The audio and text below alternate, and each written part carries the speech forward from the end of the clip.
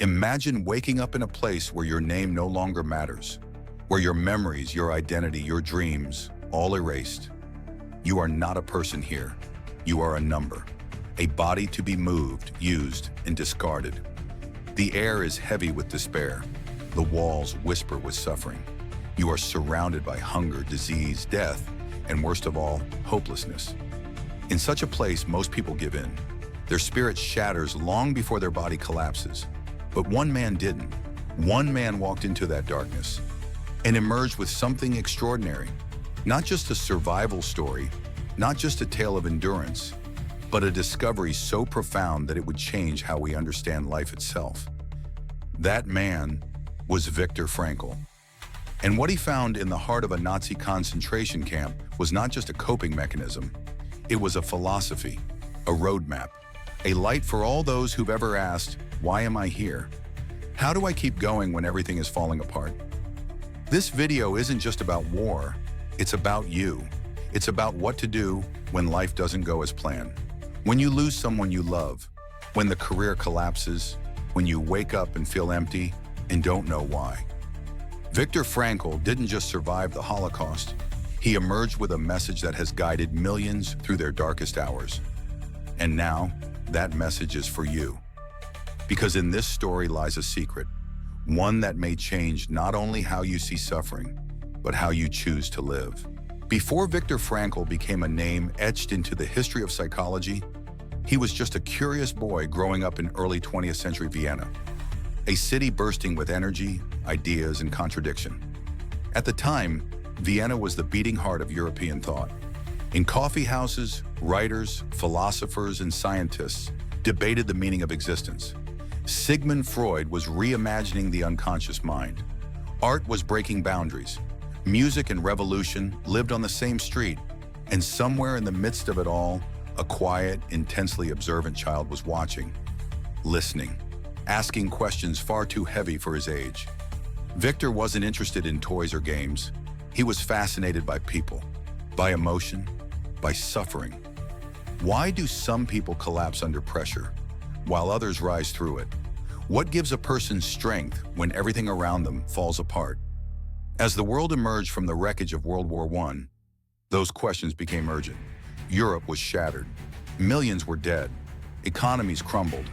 And an entire generation of young people, many of them in Viktor's own neighborhood, felt directionless, empty. Depression and suicide swept through Vienna like a silent plague. Viktor saw it, not in headlines, but in faces, in the haunted eyes of classmates, in the growing silence in his own school halls. While other teenagers were focused on grades, gossip, or fitting in, Frankl couldn't stop thinking about one thing. What keeps a person from giving up on life? It wasn't just a philosophical question for him, it was personal. He didn't want to study psychology out of academic curiosity. He wanted to understand the human spirit.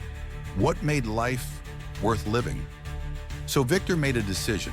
He would devote his life to finding that answer. He began studying medicine, specializing in neurology and psychiatry. But even as a student, he was different. Where others memorized facts about the brain, he looked into the soul. He wasn't interested in merely treating symptoms. He wanted to help people rediscover why they were here. And soon, he would get that chance. But nothing could prepare him for the test that was coming, a test that would tear his world apart and push his philosophy from the classroom into the depths of hell. By the time Viktor Frankl was in his early 20s, he was already doing what most seasoned psychiatrists struggled to achieve. He wasn't just treating patients, he was saving lives. In the aftermath of World War I, Vienna was a city buried beneath silent grief. Young people were falling into despair. Suicide became heartbreakingly common, especially among students. Frankl, still a student himself, volunteered to counsel those on the edge. Teenagers, scholars, ordinary people who had lost their will to live. But unlike traditional doctors of his time, Frankl didn't focus on the past. He didn't sift through childhood trauma or the tangled layers of the subconscious. Instead, he asked one simple, radical question: what do you still want to live for? That question changed everything. For some, the answer was a dream of writing a book. For others, it was a love they hadn't yet confessed. And sometimes it was just the thought of a parent, a child, or even a pet waiting for them at home. Frankl discovered something most of his colleagues overlooked: that people don't survive by avoiding pain. They survive because they have something, even one thing that gives their pain meaning. Slowly, a philosophy began to form, a belief that meaning, not pleasure or power, was the true engine of human resilience. And yet, just as Frankl began gaining recognition, just as his ideas started to spread, the world shifted again. The 1930s brought a shadow across Europe. Nazi ideology rose like a dark tide. As a Jewish psychiatrist, Frankl found his world shrinking. He had an offer to escape to America, where he could continue his research safely. But he also had a choice to stay, to remain with his family, his patients, and the people he had vowed to help. In the end, he chose to stay, not knowing that this decision would lead him into unimaginable horror, not knowing that everything he believed about suffering, purpose, and the human soul would soon be put to the ultimate test. He would no longer be the doctor. He would become the patient. And what happened next would define not just his life, but the lives of millions. The knock came without warning. It was 1942. Armed Nazi officers burst into Viktor Frankl's home. There was no time to pack, no time to think, no time to say goodbye. He, along with his wife, his parents, and his brother, were herded onto a cattle car, one of thousands sent toward the unknown. Inside the train, the air was suffocating, packed shoulder to shoulder with the sick, the starving, and the terrified. The journey itself felt like dying slowly. The destination? Theresienstadt, a so-called model camp. But soon Frankl would be transferred to Auschwitz, where the illusion of civility dissolved into raw terror. His father starved to death. His mother and brother were murdered, gassed like thousands of others. His wife Tilly was sent to another camp. He would never see her again. In a matter of weeks, Viktor Frankl lost everything: his career, his family, his identity. A brilliant doctor, reduced to a number stitched into his sleeve.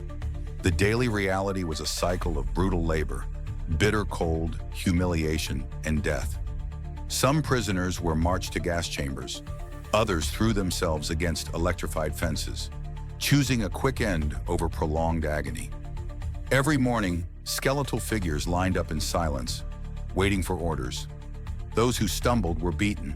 Those who couldn't work disappeared. In this world, hope wasn't just rare, it was dangerous. And yet, Viktor Frankl did something almost unthinkable. He began to observe, not clinically, not coldly, but deeply. He watched the people around him. Who broke? Who held on? And why? In a place engineered to destroy the human spirit, Frankl noticed a profound truth.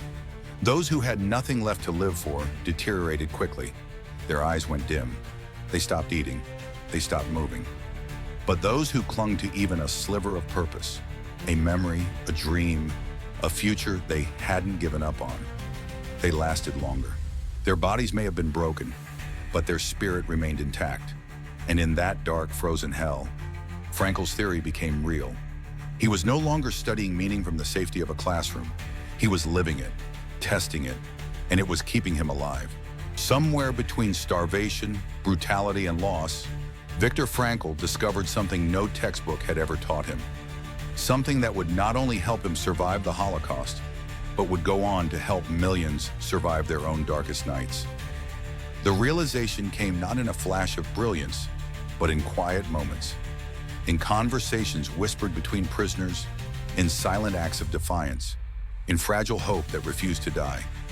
Frankl began to see a clear divide. Some prisoners, robbed of everything, gave in to despair. Their eyes became hollow. They stopped talking. They stopped hoping. Others, just as sick, just as broken, endured. Why? The answer was purpose. A father who lived for the slim chance of seeing his daughter again. A young artist who promised himself he'd paint what he had witnessed, if he survived. A scientist who still dreamed of completing his life's work. These weren't fantasies, they were lifelines. And Viktor Frankl, he found his lifeline too. In the depths of horror, he began imagining himself standing in front of a classroom, lecturing about the psychology of suffering. He pictured writing a book, one that would share this simple but transformative truth. He who has a why to live can bear almost any how. These words, originally Nietzsche's, took on new meaning in Frankl's hands. He wasn't theorizing anymore. He was surviving.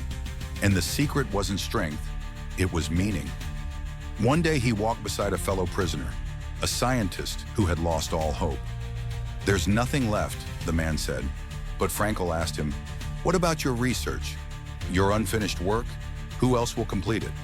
A pause, then a flicker in the man's eyes. That flicker was everything. From that moment on, the man began to walk straighter, eat more, talk more. That tiny thread of purpose pulled him back from the brink. Frankl saw it again and again.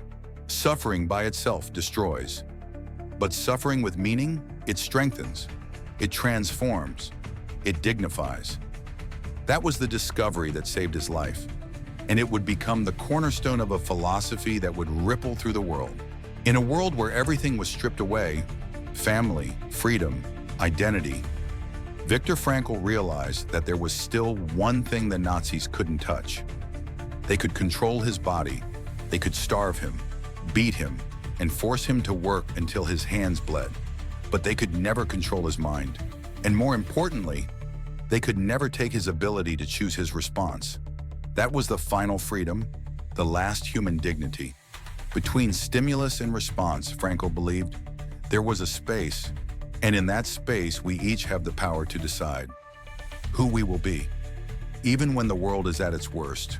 And so, in the depths of Auschwitz, Frankl chose. He chose not to hate. He chose not to become bitter. He chose not to lose the part of himself that was still human. He imagined himself speaking to students in a lecture hall, explaining the psychology of survival, of purpose, of choice. That vision, however impossible it seemed, kept him going. While others collapsed under the weight of hopelessness, Frankl held on to something that could never be stolen: meaning. He began to see meaning not as a luxury, but as a necessity, just as vital as food or shelter. Without meaning, a man would wither. With it, he could endure the unthinkable.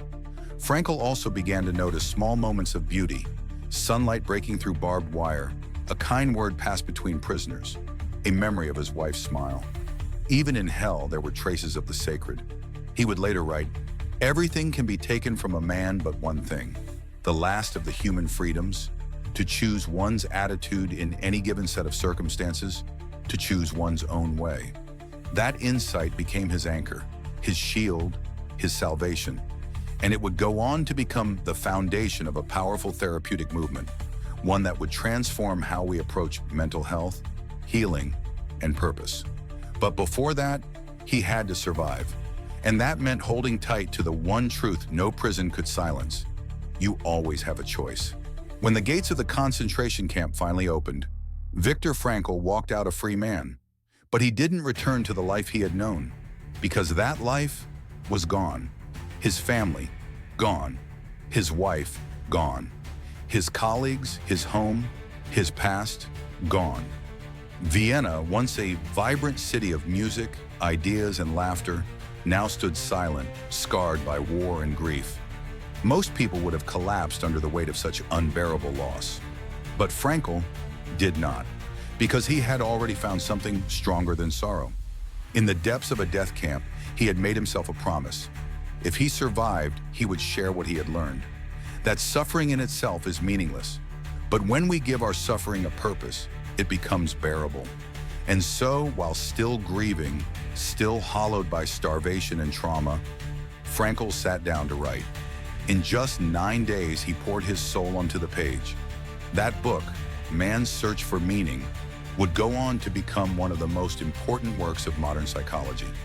It wasn't just a memoir, it was a mirror for every person who has ever asked, why is this happening to me? How do I keep going? Frankl offered something no one else could: proof. Proof that the human spirit could survive hell, and more than that we could find hope and meaning even there. He introduced a radical new idea: that the deepest drive in human beings is not pleasure, as Freud had claimed, And not power, as Adler had believed, but meaning.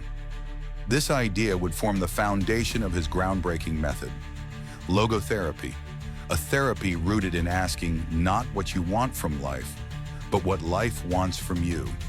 It was the beginning of something revolutionary. And for Frankl, it wasn't just theory, it was survival, a way to live, a way to rebuild, a way to help others rise from their own ashes. He had lost everything, but in that loss, he gave something back to the world, a truth that could never be burned away. There is meaning, even in suffering, and sometimes because of it. After the war, Viktor Frankl didn't just return to psychiatry. He returned with a mission. He had witnessed the very worst of humanity, and yet had emerged with a radical truth, that even in unspeakable pain, meaning could be found. And now he would build an entire school of therapy around that belief. He called it logotherapy, from the Greek word logos, meaning reason or meaning. At its core, logotherapy is built on a simple, life-altering question. Not what do I expect from life, but what does life expect from me? Frankl believed that we are not here merely to feel good or to avoid discomfort. We are here to fulfill purpose. And that purpose can take many forms. Through work, creating something that matters, contributing to a mission, finishing something only we can finish. Through love, connecting deeply with others, giving ourselves fully to someone or something we care about. And through suffering, transforming pain into growth, into service, into wisdom. He once treated a grieving man devastated by the loss of his wife. Instead of offering sympathy, Frankl asked, "If you had died first, how would she have felt?" The man replied, "She would have suffered terribly." Frankl looked at him gently and said, "Then your suffering has spared her that pain. In a way, it has meaning." The man left with tears in his eyes, but also with something else, peace. Frankl's approach didn't dwell in the past. It didn't pathologize pain. Instead, it asked the individual to stand up and respond, to look forward, to turn their suffering into something sacred. Frankl often said, when we are no longer able to change a situation, we are challenged to change ourselves. In a world obsessed with comfort, logotherapy invites us into responsibility, into meaning. It reminds us that life is not about avoiding struggle, but discovering something worth struggling for. And once you do, that struggle becomes a calling, a path, and often a gift. Today, we live in an age of extraordinary comfort. We have more access to pleasure, distraction, and convenience than at any point in human history. And yet, we are more anxious, more depressed, and more lost than ever. Why? Because modern life has given us everything except meaning.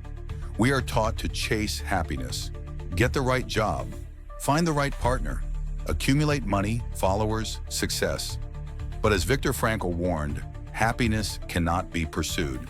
It must ensue. It is the natural result of living a life filled with purpose. The more we chase happiness directly, the more it slips through our fingers. But meaning? When we chase meaning, happiness often follows, quietly, steadily, as a companion, not a goal. Frankl's message is more relevant now than ever, because so many of us are silently asking the same question. What is the point of it all? We scroll through endless content, trying to fill a void. We confuse stimulation for fulfillment. But Frankl invites us to ask better questions. What responsibility am I avoiding? What am I willing to suffer for? What unfinished work, what dream, what cause still calls to me? In a culture that says, do what feels good, Frankl says, do what is meaningful. Because meaning is not always easy. It may require sacrifice, commitment, even pain. But it is the only thing that can truly satisfy the human soul. Consider the parent who stays up all night for a sick child, the artist who battles self-doubt to finish a piece of truth, the activist who keeps fighting, even when change seems impossible. None of these things are easy, but they are worth it. That's the paradox Frankl understood so deeply. The most meaningful parts of life are often the hardest. In our suffering, in our struggles, in our unanswered questions, there is a hidden door. Behind it lies something sacred, not comfort, but clarity. And that clarity, it can change everything. Viktor Frankl didn't just survive the Holocaust. He walked out of its gates carrying something that could never be taken from him, a message, a truth forged in fire, tested in starvation, grief, and the absolute collapse of civilization. And he spent the rest of his life sharing it with the world. His book, Man's Search for Meaning, would go on to sell over 12 million copies, translated into more than 30 languages. But more than numbers, it became a lifeline. For trauma survivors, for terminally ill patients, for soldiers returning from war, for students, leaders, therapists, artists, and everyday people asking the same quiet question, why should I keep going? Frankl gave them an answer, not through fantasy, but through lived truth. You may not control what happens to you, but you always control how you respond. That simple sentence has transformed lives. He showed us that even when stripped of everything, freedom, dignity, safety, we are never without choice. Because between what happens to us and how we respond, there is a space. And in that space lies our power to choose, our freedom, our growth, our becoming. He once worked with terminally ill patients, people who had mere weeks or months left, and he noticed something remarkable. Those who chose to live their final days with dignity, with intention, with connection, they didn't just survive longer. They lived more fully than many who had decades ahead of them. Because meaning doesn't come from how much time we have. It comes from what we do with it. In today's world, that message is more vital than ever. We are not being asked to endure what Frankl endured, but we are being asked to wake up, to stop chasing hollow pleasure, to stop numbing our pain, and to start asking the one question that truly matters. What meaning will I give to my life? Because that question, that's the one that can transform suffering into strength. And Viktor Frankl, he left us not just a philosophy, but a mirror, a reminder that no matter what you've lost, you still have the power to choose. And in that choice is your freedom.